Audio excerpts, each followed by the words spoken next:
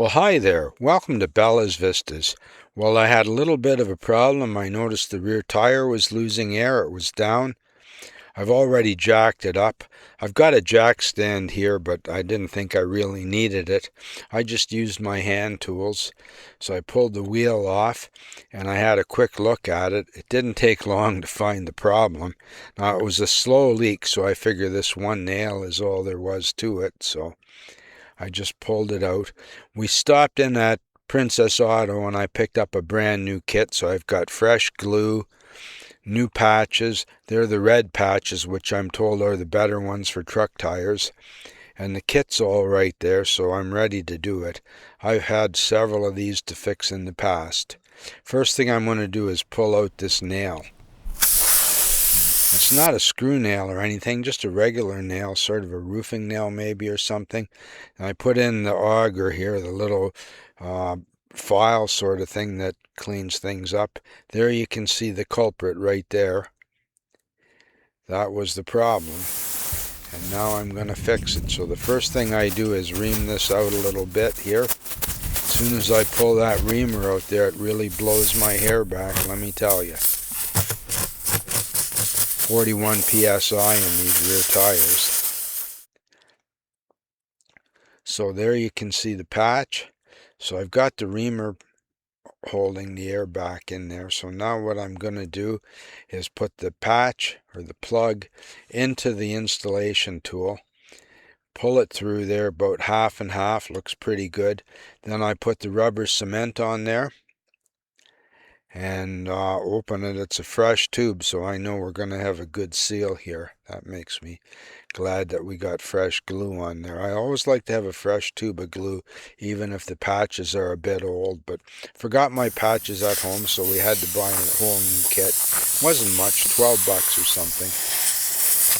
And I pull that out, and wow, that really blows my hair back. Like I said, once again I tried to put glue in there stupidly, and that does not work, but there's enough glue on the plug there, so I push it in. The thing is not to twist this or when you're putting it in or out, because if you twist it too much, you'll break off the end on the tool and you won't be able to fix another tire. This took all my might to get that plug into the tire. Let me tell you, it was a real hard push. I thought I bent it there, but I didn't. It went in all right. Man, Pushed it in just as hard as I could. Now I'm getting ready to pull it out and give another little push for good measure and pull it out straight out. Like I said, you do not want to twist it at this point because its end will just snap right off on the tool. I got to pull it out. It's pretty hard. There, it's out. Okay, now they supplied me with a little knife with this kit. I didn't think the knife was very good at first, but when I had a look at it, it's really good. I could have used the side cutters to cut that off just as well, but the knife was there, so I just cut it off with the knife. It's a really sharp little knife, and too. there it is. I'd say that's in there. There you go. Now, I didn't get too dirty because I used gloves for jacking it up and when I could. Now, as they say on the interweb, the installation is simply the reverse, so I didn't really show you taking it off, but I mean, you can take a tire off, right? It's pretty easy. Fuck me. So now I'm going to put it back on because I want it back on there really quick so nothing bad can happen.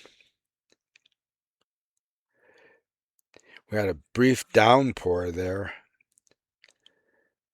Ice cold water too. Now I'm using the gloves to put the nuts back on. I'm using hand tools. I didn't bother getting an impact gun or anything, so I'm just putting them in with my cross wrench the way I have for so many years.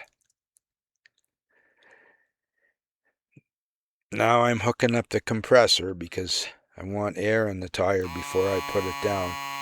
I want to get some air in there so I can drop it down and then torque the nuts. That's what it took. There's the culprit, there's the patches, and there's the glue. So that's the problem and the solution. So there you go. The compressors. We're getting pumped up now. I'll check the tightness a little bit here.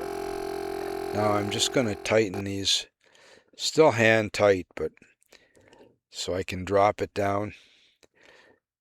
Got enough pressure in there to take the weight. Now it's still compressing, and I'll get my torque wrench set for 100 psi. I always like using the torque wrench no matter what, even when I'm on the road. It helps to keep from deforming your brake rotors and causing problems.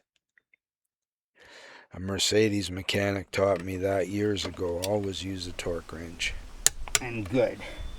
Then you put the There you go. hubcap We're all on. together.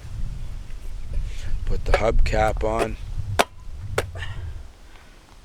Okay, then we're good.